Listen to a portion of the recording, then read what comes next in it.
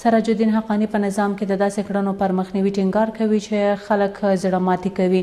نوموړي امنیتي مسؤلینو ته په خطاب کې وایي چې د مشرتابه د حکمونو او فرامینو په تطبیق کې باید داسې چلند اختیار شي څو خلک په داوطلبانه توګه د یادو احکامو منلو ته تیار شي.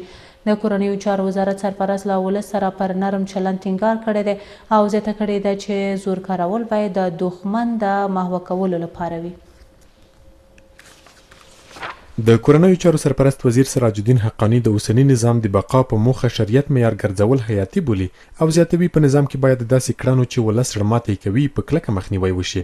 نوموړي د پولیسو اکاډمۍ د نصاب بیاکتنې سیمینار په پای غونډه کې امنیتي مسؤلانو ته په خطاب کې پولیس د مشرتابه احکامو د تطبیق مرجع بللی او زیاته کړې ده چې باید د یادو احکامو تطبیق د یو داسې سالم چلند په چوکاټ کې وي چې پر خلکو بوج نشي. که موږ په دې نظام کې داسې کارونه کوي چې د خلک زړه مات شي، نفرت زیات شي، عداوت زیات شي، دښمني زیات شي، طبعا به یو بل په مقابل کې د بل منافع لپاره موږ راځو. ولې به راځو؟ چې زه په صحیح معنا باندې دین اسلام ته ژمن یم، مو په د خپل وعده باندې ټینګ ولاړ یم. طبعا ده چې مخالفین چې په کوم فکر روزل شوي دي یا ساکل نه وي راتلونکي کال ته بل کال ته به خدای فکر کې وسعت راولي، خدای پاک به دین ته راوبولي. نوموړی په افغانستان کې نظام جوړونې ته په اشارې سره وایي په تیر کې یو لړ افکار چې ګټه یې نورو ته رسېده د نظام د احیا او انسجام پر وړاندې خنډ وو او له امله یې په افغانستان کې دښمنۍ زیاتې شوې. په ورته مهال حقانی زیاتوي چې د تیرې مبارزې پر مهال یې د معلوم جهت پر وړاندې زور کارولی، خو په خبره یې د مهال زور کارول باید د ولس پر وړاندې نه بلکې د دښمن د محوه کولو په موخه وي.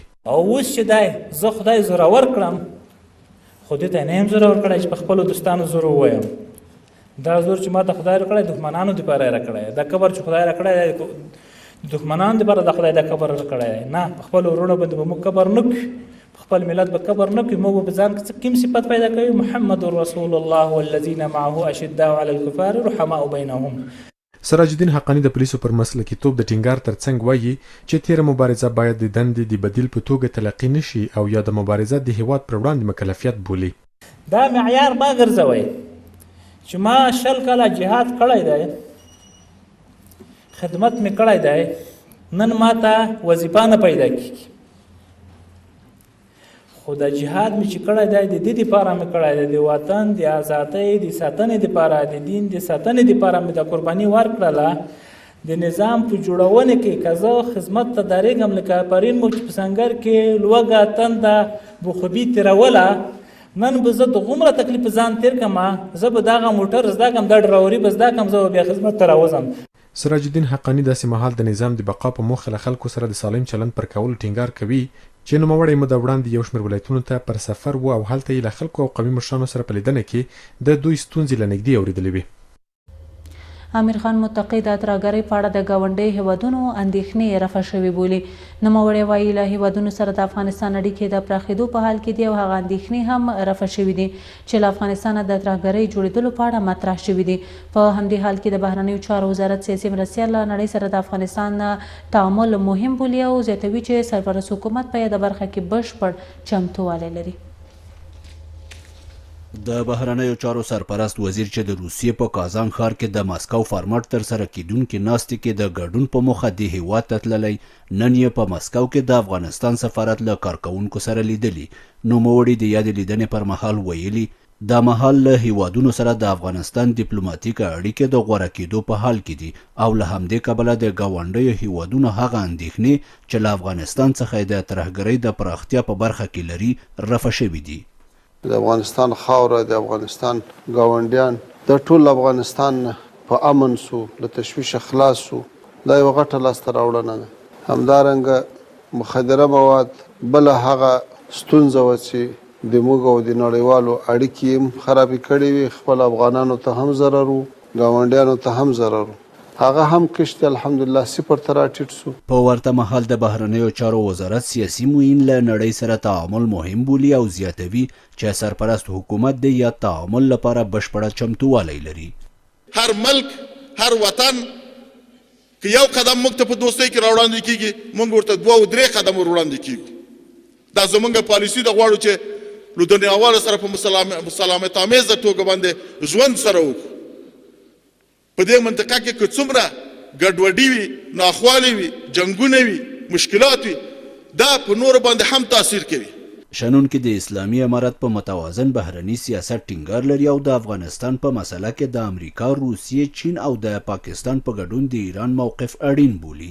خو حکومت تل په کورنیو چارو کې چاته د مداخله حق نه ورکولو خبره کړې او خپل بهرنی سیاست متوازن بللی.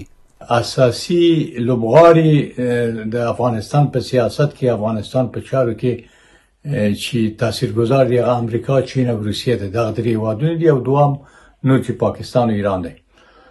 ترڅو چې دغه درې اول قدرت او موافقت ونه رسېږي، افغانستان مسله ډېر مشکل دی چې له حل لاره پیدا کړي.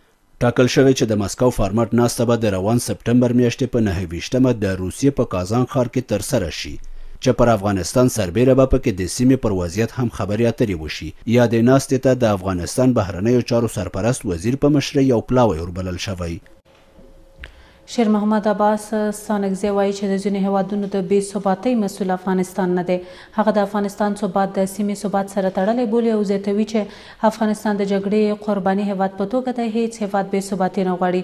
ستانکزی ټینګار کړی دی چې ځینې هیوادونه دې په خپلې بې ثباتۍ کې د افغانستان پر ګڼلو پر ځای د خپلو ستونزو پر حلولو تمرکز زیات کړي. د بهرنیو چارو سیاسي معین د افغانستان ثبات د سیمې له ثبات سره تړلی بولي. شیر محمد عباس ستانکزی د ګرځندوی نړیوالې ورځې نمانځ غونډې کې د خبرو پر مهال له سیمې او ګاونډیو هیوادونو غوښتل چې خپل ثبات د افغانستان په بې ثباتۍ کې نه لټوي.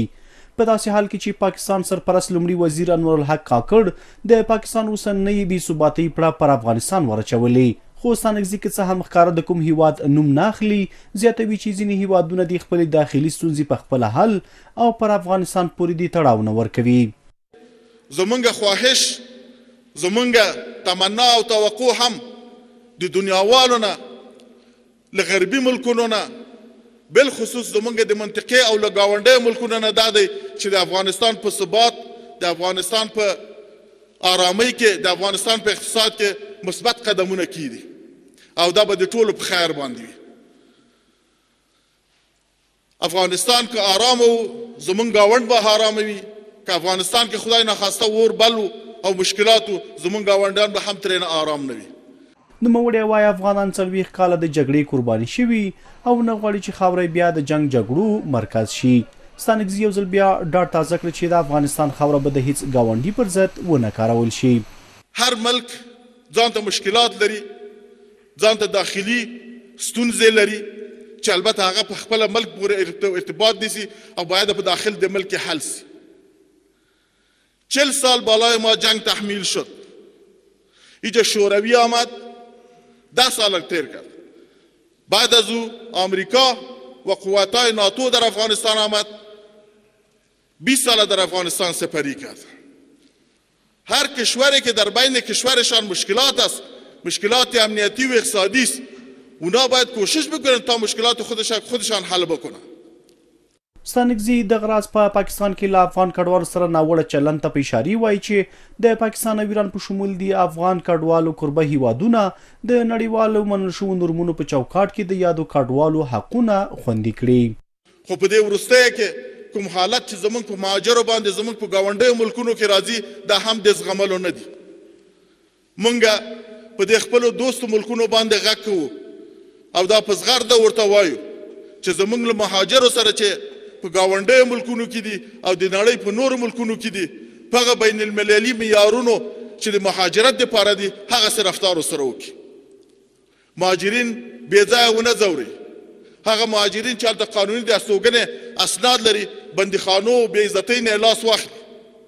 د بهرنیو چارو سیاسي معین دغه څرګندونې داسې مهال کوي چې د پاکستان لنډمهالي لومړي وزیر انور الحق کاکړ تېره ورځ په یو مرکه کې ویلي و چې ترهګرې ډلې په افغانستان کې دي او له هغه ځایه په پاکستان کې عملیات پلانوي.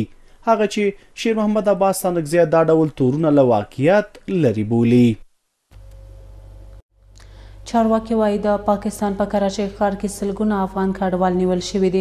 کراچۍ کې د افغانستان قونسل وایي چې یاد شمېر کسان یوازې تېره میاشت نیول شوي او د بیرته خوشي کولو په موخه یې له پاکستاني چارواکو سره خبرې کړې دي. خو دغلته میشت افغانان ادعا کوي چې تازه پاکستاني پولیسو نن هم یو شمېر کډوال نیولي او له سرپرست حکومته غواړي چې پاکستان دې له دې کاره راوګرځوي.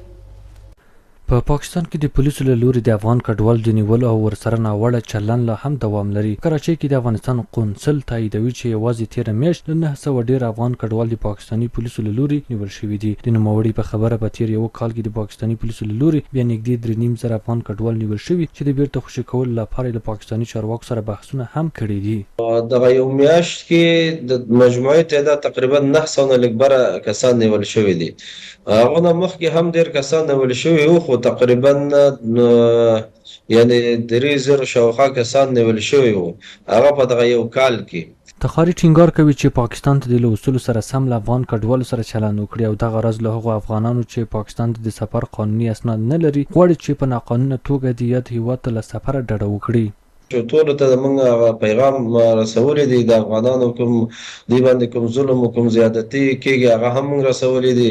موږ خپل کوشش خپل وس توان باندې موږ جاري ساتلی دی او زموږ حکومت هم په دې باندې کوشش خپل جاري ساتلی دی. اوس یو موږ پلان لرو چې هغه کوم افغانان دلته قانوني اسناد نه لري هغه بلکې موږ خپل راوغواړو هغو لپاره د یو ځای بندوبست وکړو. بلخوا په پښتونخوا او پاکستان کې میشت افغانانو وایي چې د پولیسو له لوري نیول شوي کسان په ناوړه وضعیت کې دي او له سرپرست حکومت غواړي چې د بیرته خوشي کولو لپاره دې په بیړه لاس په کار شي. متاسفانه د دغه اعلان سره سم په پاکستان کې د افغان مهاجرینو د نیولو لړۍ پیل شوه چې تر اوسه هم دغه د نیولو لړۍ دوام لري. نن سهار هم په اسلام آباد او پنډۍ کې یو شمېر افغانان نیول شوي دي او زندان ته لیږدول شوي دي. ویلی شو چې دغه لړۍ ډېره تیزه روانه ده. متاسفانه د پاکستان په ټولو ایالتونو کې د افغان مهاجرین نیول کېږي زندان ته لیږدول کېږي او ویلی شو چې تقریبا په 100 او حتی په 100 افغان مهاجرین په پاکستان کې د یوې ورځې په ترڅ کې نیول کېږي. او خو پاکستاني رسنیو بیا راپور ورکړی چې نږدې 1.1 میلیون ناقانونه افغان کډوال خپل هیواد ته ستانه کړي. په پاکستان کې د کډوالو حقونو فعالان وایي چې د افغان کډوال نیول لړۍ باید ژر ودرول شي او ستونزو ته یې رسېدنه وشي. ولې د افغانستان اسلامي امارات خاموشي اختیار کړې ده؟ ولې په جدي توګه پاکستاني چارواکو سره په دې اړه خبرې اترې نه کوي؟ که چېرې دا لړۍ په همدې شان دوام ومومي نو یو ډېر لوی ناورین به په پاکستان کې رامنځته شي. د پاکستان په کراچۍ کې د افغانستان قونسلګرۍ معلوماتو له مخې په وروستۍ یوه میاشت کې له 1000 ډېر افغان کډوال د تورخم او سپین بولدک له لارې بیرته هیواد ته ستانه شوي دي.